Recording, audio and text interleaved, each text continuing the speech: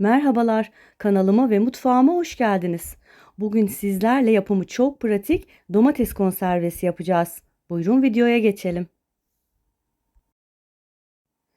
Öncelikle domateslerimizi bol suda yıkayarak üzerindeki çamurlardan, tarım ilaçlarından arındıralım. Varsa üzerindeki sap kısımlarını da ayıralım. Biliyorsunuz kışın aldığımız hiçbir domates yazınki kadar mis kokulu ve lezzetli olmuyor. Yapacağımız domates konservesini tüm yemeklerinizde, menemenlerde rahatlıkla kullanabilirsiniz. Yıkadığımız domatesleri şöyle bir süzek üzerine alarak üzerindeki suyun süzülmesini sağlayalım. İki çeşit domates kullanacağım arkadaşlar. Birincisi yerli domates, ince kabuklu ve sulu. Diğeri de sivri sırık domates, gayet etli ve lezzetli. İstediğiniz miktarda domates kullanabilirsiniz arkadaşlar. Benimkisi yaklaşık 10 kilo kadar civarında. Domateslerimizi kabuklarıyla birlikte baş kısımlarını ayıklayarak irice doğrayıp tencerenin içerisine alalım. Tabii varsa çürümüş olan bölümlerini ayıklamayı da unutmayalım. Hiç özenle doğramanıza gerek yok arkadaşlar. Şöyle irice parçalar halinde kabuklarıyla birlikte doğradığımız domateslerimizi tenceremizin içerisine alalım. Hazırlayacağımız domates sosu çok pratik ve çok lezzetli olacak arkadaşlar. Yaptığınızda sizler de her zaman bu yöntemle yapmak isteyeceksiniz.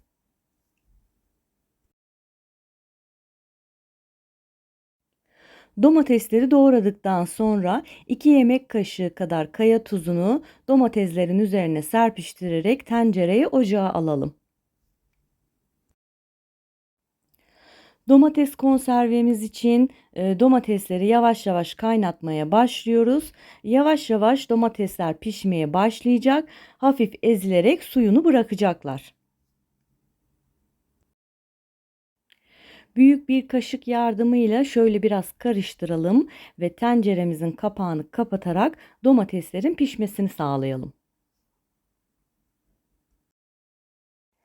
Daha önce domateslerin kabuklarını soyarak, doğrayarak veya çekerek bir robotta domates konservesini hazırlıyordum. Fakat bu şekilde yaptıktan sonra sürekli konservelerimi böyle hazırlamaya başladım arkadaşlar. Sizler de bu pratik yöntemle konservelerinizi kolaylıkla hazırlayabilirsiniz. Domatesler yavaş yavaş sulanmaya ve pişmeye başladılar. Bu şekilde karıştırarak, ara ara karıştırarak yapım aşamalarını sizlere gösteriyorum.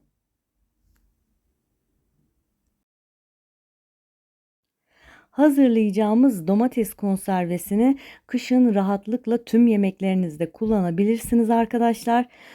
Tava yemeklerinizde, tencere yemeklerinizde veya kahvaltılık menemen olarak istediğiniz sosların yapımında rahatlıkla kullanabilirsiniz.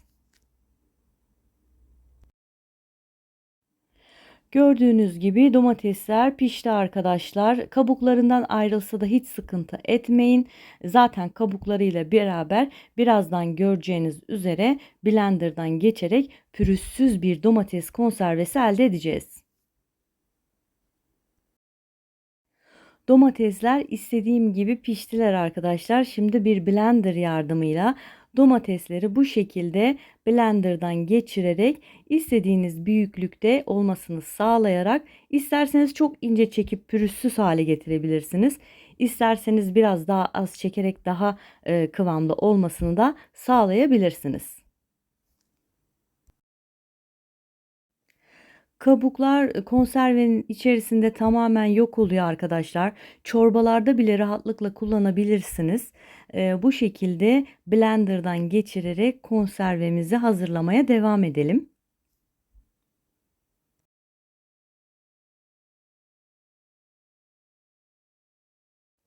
Domatesleri kabuklarıyla beraber blenderdan geçirdikten sonra şöyle yarım çay bardağı kadar zeytinyağını da içerisine ekleyerek karıştıralım.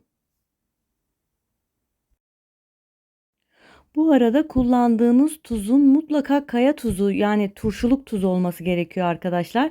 Yemeklik iyotlu tuzları kesinlikle kullanmayın. Konserveniz bozulacaktır. Kaya tuzu olmasına da dikkat edelim. Şimdi hazırladığımız domates sosumuzu kavanozlama işlemine geçeceğiz.